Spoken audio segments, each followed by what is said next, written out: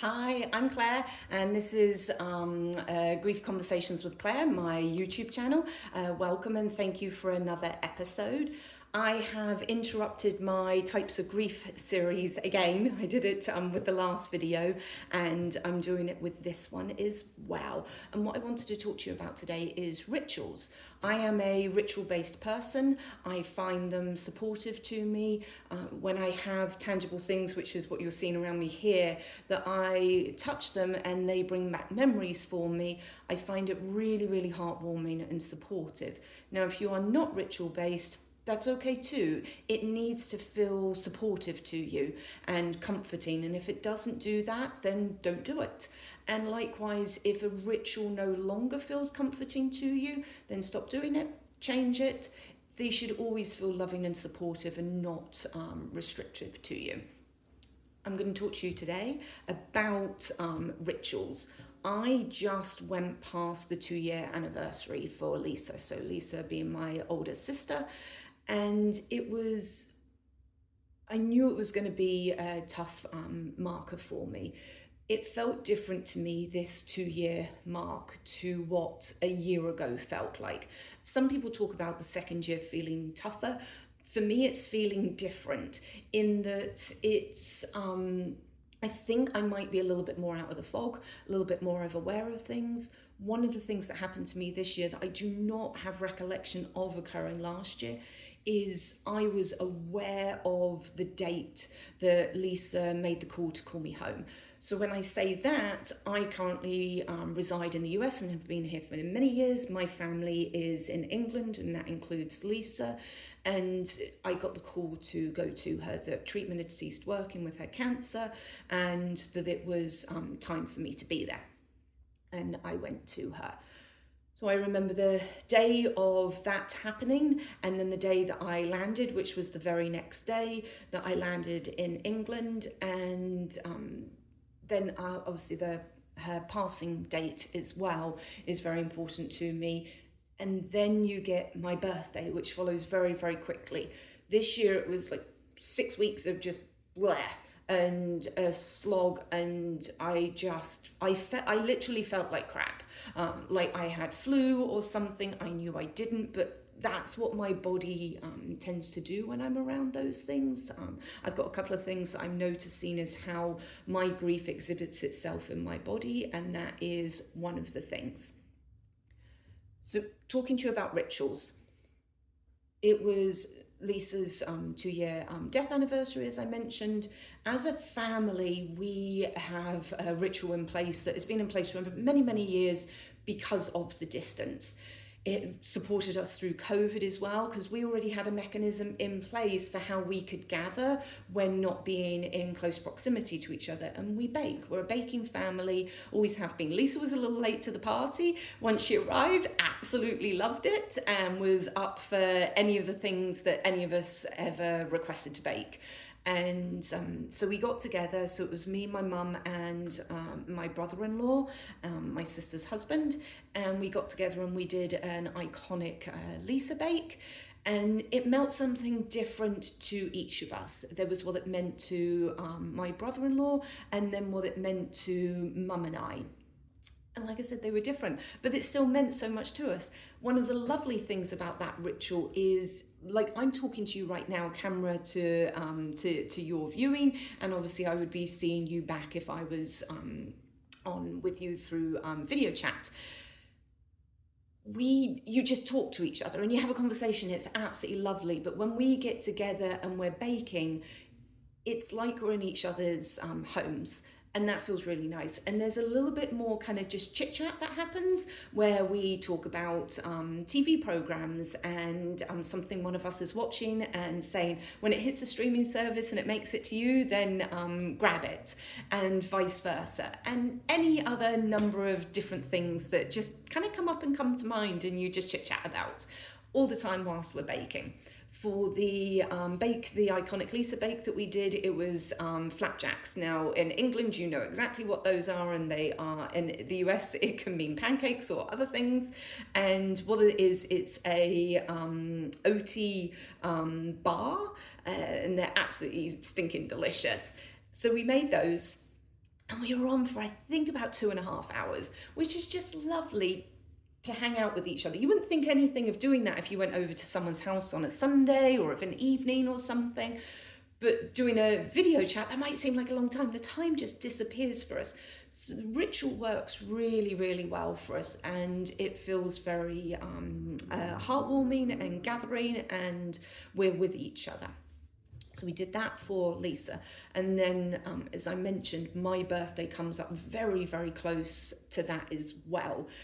And it was going to be a tough birthday for me. I'd seen it coming from the early part of this year. I was going to be turning the first year that I would be older than Lisa in terms of lived years on Earth. She will always be my oldest sister, but I was celebrating a birthday that she didn't get to celebrate, and I knew it was going to be rough on me. And sometimes you have to be careful as to whether you make something rough on yourself or not, and I wasn't. It was something from quite far out, because when you've always been the younger sibling, you're always the younger sibling, which technically I am. Lisa was absolutely born before me, and her date of birth is never going to move, but I'm now celebrating a year that she didn't. And so I knew it was going to be tough, and our ritual was in place that we always bake on my birthday. Anyhow, we did it a day before my birthday, so then I could have all of the items for a gathering that I had requested of my friends, and I'd requested friends of mine, if they wouldn't mind hosting, call out to them that they are amazing. That is my lemon friend and their partner or her partner, and it was wonderful. It was absolutely wonderful. So the bake we made was Viennese whirls, which in the US you're not going to know what they are, and I'll get to explaining them in a second. And we did the Viennese whirls, and it was absolutely wonderful. I'd made them for Mum and my brother-in-law when they had come in earlier in the year, so I knew they really, really enjoyed them. It's quite an iconic bakery item in England, but people don't tend to get them too much because they are an older bake rather than something that's more kind of modern and everyday. Absolutely stinking delicious. So for my US folks or other folks is it's a piped shortbread, and you have two of them, sandwich them together with a little bit of jam and vanilla buttercream. I did mine with raspberry jam. My mum did hers was, I think it was a blackcurrant jam, and then my brother-in-law did it with strawberry jam. So we each did our own little variation on them and had those. And we had a lovely, lovely time. And I think that time we spent, I think it was like 3.5 hours on with each other. And then everyone disperses, and brother-in-law goes home with his batch, mum's got her batch, and I've got mine. And then when we're eating them, there's still that connection point that comes in. And as I've been introducing people to here in the US to Viennese whirls, they've been loving them too. And it's around about now that I can't make them anymore. I figured it out when I first tried to make them. My kitchen's a little bit on the cold side, and trying to pipe a shortbread biscuit when it gets a little cold is kind of really, really hard. We were on there and we're piping them, and like our hands are shaking as we're holding the piping bag, and it's just wonderful. And you can hear how it's bringing back lovely thoughts for me. I also made bourbons. In England, we've got about 5 iconic biscuit bakes. So in the US, that would be cookies. And these are bakes that all the supermarkets have their own brands, and then there are brands out there, like name brands, that will make them as well. Whereas in the US, I don't think that tends to happen so much, but the iconics are your Oreos, your Chips Ahoy, your Milanos. I'm trying to think of some of the others, but you probably get a gist of things. In England, one of our iconic ones is bourbon. It's spelt bourbon, but it's pronounced bourbon, and it is 2 chocolate biscuits sandwiched with a chocolate buttercream, and it tastes like the biscuit version of a brownie. They're stinking delicious. So those were in a biscuit barrel, and that's why I've got this here with me, is they were in a biscuit barrel. I had the Viennese whirls that were in another biscuit barrel that matches this same one. I love this design.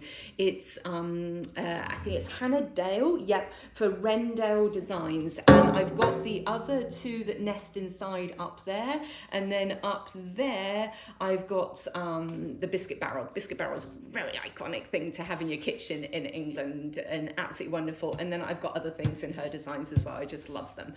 I made a trifle as well, which is why this is here. One of the significant pieces of the trifle is that Lisa, she passed away a couple of days before my birthday. She'd already gotten my birthday present in for me, and we were very well known for when we would buy something for the other, we would also buy one for ourselves as well. And it's just something that we always did. We didn't have a lot of the same kind of taste in things. Her dressing style was very different to mine, but there was times where things did absolutely line up. And I've got a number of t-shirts that we've both got the same t-shirt, and we did it for either she brought it for me or I brought it for her, and we've got the same. And occasionally we'd wear them deliberately together because they were, we've got our one from the Jubilee, and I've got a lovely one with a palm print on it that is like a yoga type of palm print thing, and she had one of those. And then there's a Christmas t-shirt and a couple of other things. Everyday wear, we didn't wear the same clothes, but what she got me as part of my last birthday present is a trifle spoon. So if I put my hand up next to it, you get an idea of the size of the thing. And she had one as well. Had a conversation with someone earlier in the year and knew that that was how I wanted to integrate her into my birthday and have it there.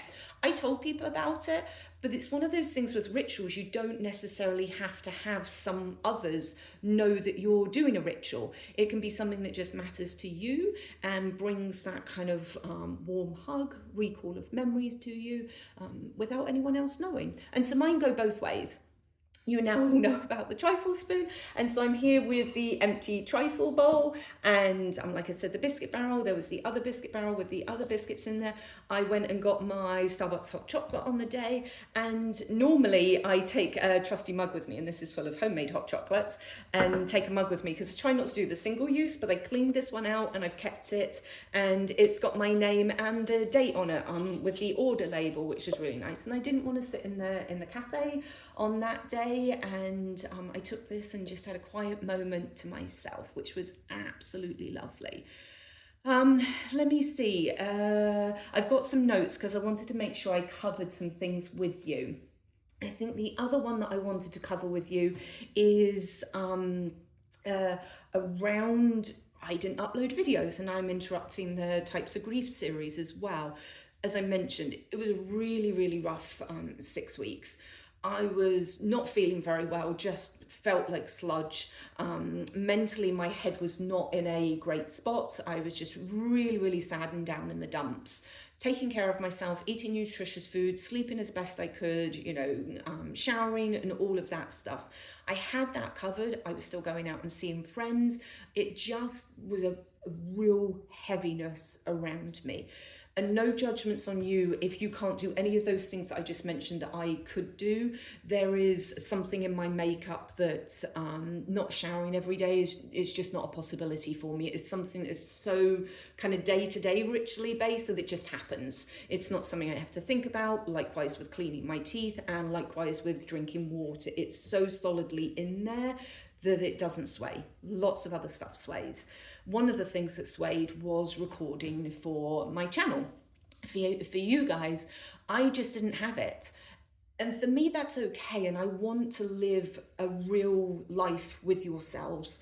You're not getting the highlight reel, you're getting it as real as it is. We've talked about in other videos where I don't edit things. You get it start to finish, you get all the ums and the so's and the buts and everything else that goes with me conversing with you. If I had tried to have recorded that, it would have been horrible, and horrible on myself and not taking care of myself and being kind to myself. And I think the ums, the so's, any of the other ones would have been so far up, I don't think there would have been a single walked through sentence in there. So I opted to bow out of doing it.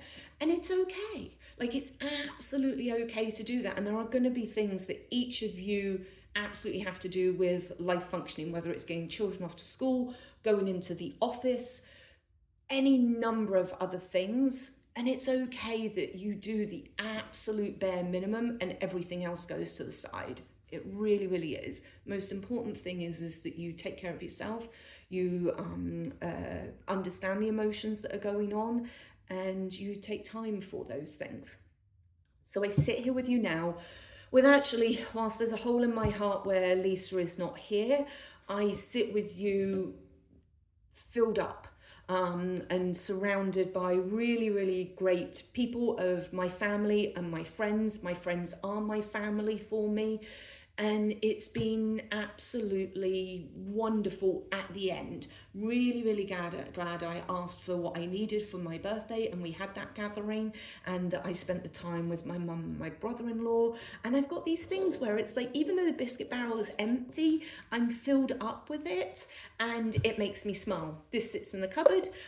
This goes away, gets tucked away so it doesn't get damaged. This one gets wrapped up, and it worked for me. So my thing for you guys is find what works for you for your rituals. And then two other things, you're going to see the thumbnail picture for this go up, which normally I'm using my grief conversations with Claire, a board. This one is going up this time round, which is 3 girlies.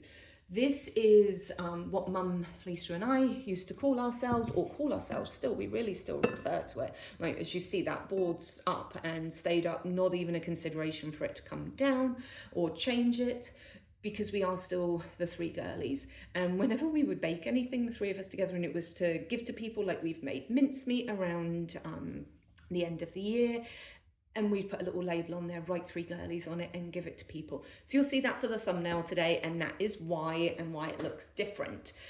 And the other one is I will be going back to the Type of Grief series, and we will be talking about disenfranchised grief next and go on from there. So take very good care of yourself. Thank you for being here. Bye.